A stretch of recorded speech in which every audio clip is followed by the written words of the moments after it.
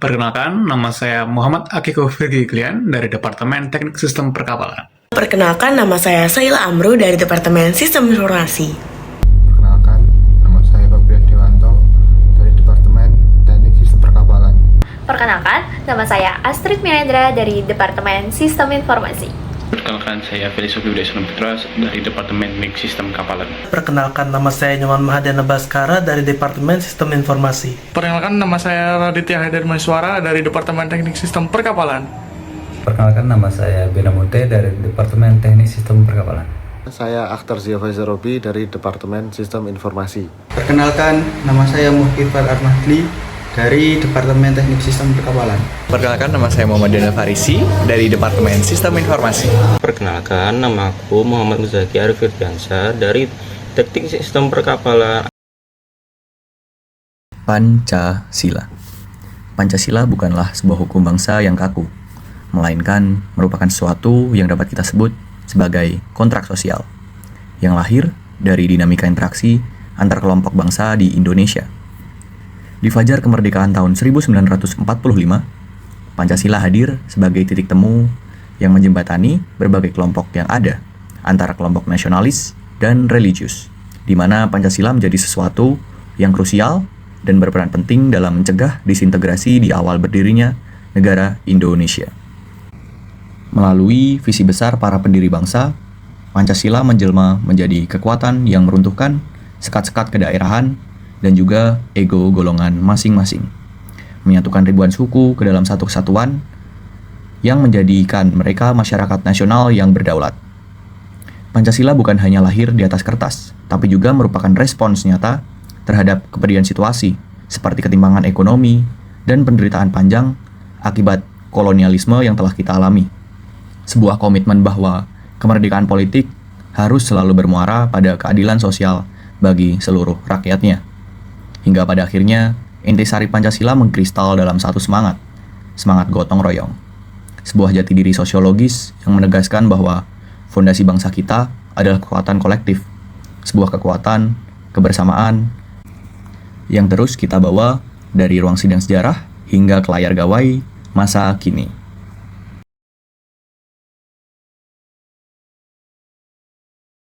Halo Mbak, jadi aku mau nanya-nanya dikit nih interview tentang Pancasila gitu. Oke Kak, kalau boleh nanya kakaknya dari departemen apa nih? Hai, aku dari Desain Komunikasi Visual Angkatan 23. Aku dari Matematika. Sistem Informasi. Apa sih yang kamu ketahui tentang latar belakang perumusan Pancasila gitu? Merupakan kebutuhan bangsa Indonesia pada saat itu, yaitu pada saat zaman penjajahan. Karena Indonesia itu ingin merdeka, dan pastinya kalau merdeka kita membutuhkan yang namanya dasar negara. Soekarno, Mohatta itu merumuskan dasar negara atau ideologi yang sekarang kita sebut Pancasila. Ya, perumusan Pancasila itu dibentuk saat sidang BPUPKI. Sebagai kayak pemersatu kita agar kita tidak pecah, karena kan isinya ada kayak untuk menyatukan agama, budaya. Perlu dasar yang bisa menyatukan semua perbedaan itu. Langsung aja kasih pertanyaan kedua ya. Menurut kamu apa sih tujuan utama dari dibentuknya Pancasila itu? Menciptakan dasar negara yang kokoh bagi bangsa Indonesia. Dan pedoman hidup kita sebagai masyarakat Indonesia. Mengatur hukum, kebijakan di negara tersebut, negara Indonesia. Jadi supaya Indonesia itu bisa bersatu, adil, dan sejahtera. Kalau mau yang menciptakan undang-undang atau hukum itu menganut dari Pancasila. Jadi menurut Mbak hasil perumusan Pancasila itu udah mewakili seluruh rakyat Indonesia apa belum? Sudah cukup mewakili. Sudah cukup mewakili. Sudah, namun perumusan Pancasila atau dasar negara belum tentu dilakukan oleh rakyat negara itu sendiri. Artinya belum sempurna karena tidak semua orang terlibat langsung dan pelaksanaannya kadang belum selesai. Karena kan isi sila-sila Pancasila itu bersifat universal dan mencerminkan keberagaman mulai dari agama, suku, budaya, begitu. Oke. Kalau gitu makasih banyak ya Kak udah mau diinterview. Terima kasih, bye-bye. Oke, makasih banyak ya Kak udah mau diinterview. Bye-bye. Terima kasih untuk waktunya. Ya, bye. Setelah melakukan interview, maka selanjutnya kami membuat survei mengenai 5 pertanyaan yang terkait dengan pemahaman mengenai Pancasila dan Piagam Jakarta. Interview, maka selanjutnya kami membuat survei mengenai 5 pertanyaan yang terkait dengan pemahaman mengenai Pancasila dan Piagam Jakarta. Pancasila, nilai hidup atau alat politik. Pancasila merupakan dasar negara Indonesia. Namun, dalam praktiknya muncul pertanyaan penting. Apakah Pancasila masih menjadi nilai hidup masyarakat atau hanya digunakan sebagai alat politik? Untuk menjawab pertanyaan tersebut, dilakukan survei terhadap mahasiswa dan masyarakat umum. Survei ini melibatkan lebih dari 400 responden. Waktu pengisian dilakukan pada 1 April 2026. Metode yang digunakan adalah kuesioner terbuka, sehingga responden dapat memberikan jawaban secara bebas dan argumentatif. Hasil survei menunjukkan bahwa mayoritas responden telah mengetahui bahwa tanggal 1 Juni diperingati sebagai Hari Lahir Pancasila. Hal ini menunjukkan bahwa secara pengetahuan dasar, Pancasila masih dikenal dengan baik. Namun, pemahaman tidak selalu sejalan dengan penerapan dalam kehidupan sehari-hari.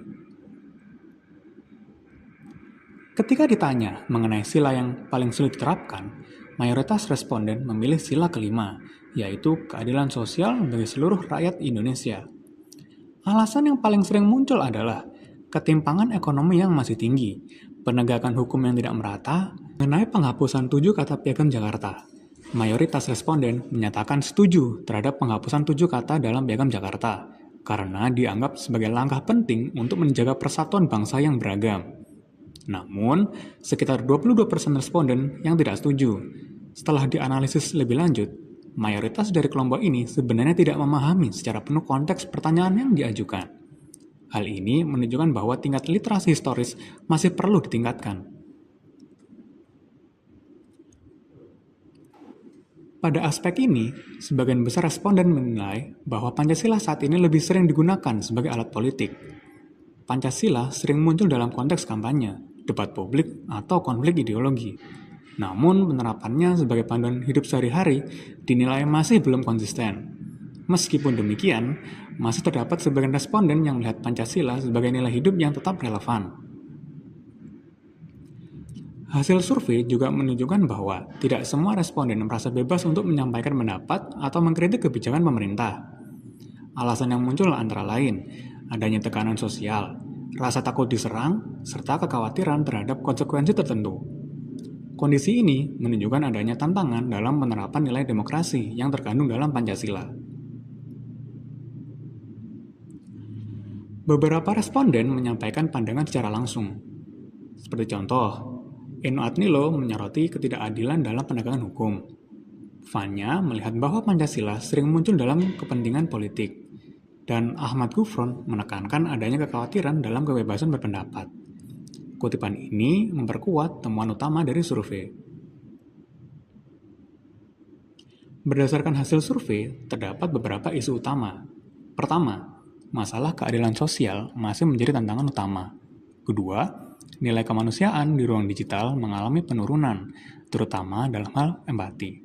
Ketiga, Pancasila cenderung digunakan dalam konteks politik dibandingkan dengan sebagai pedoman hidup. Keempat, kebebasan berpendapat masih dirasakan terbatas oleh sebagian masyarakat.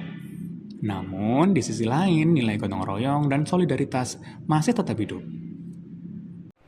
Nah, dari survei ini, kita bisa melihat bahwa masih ada kesenjangan antara pemahaman dan penerapan Pancasila.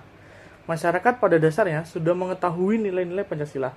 Namun, dalam prakteknya, nilai-nilai tersebut belum sepenuhnya diterapkan dalam kehidupan sosial, digital, maupun politik. Karena itu, Pancasila masih tetap relevan. Namun, diperlukan komitmen nyata dari seluruh elemen bangsa untuk benar-benar menghidupkannya dalam kehidupan sehari-hari. Pancasila bukan sekedar untuk dihafalkan. Pancasila perlu dipahami, dihayati, dan diamalkan.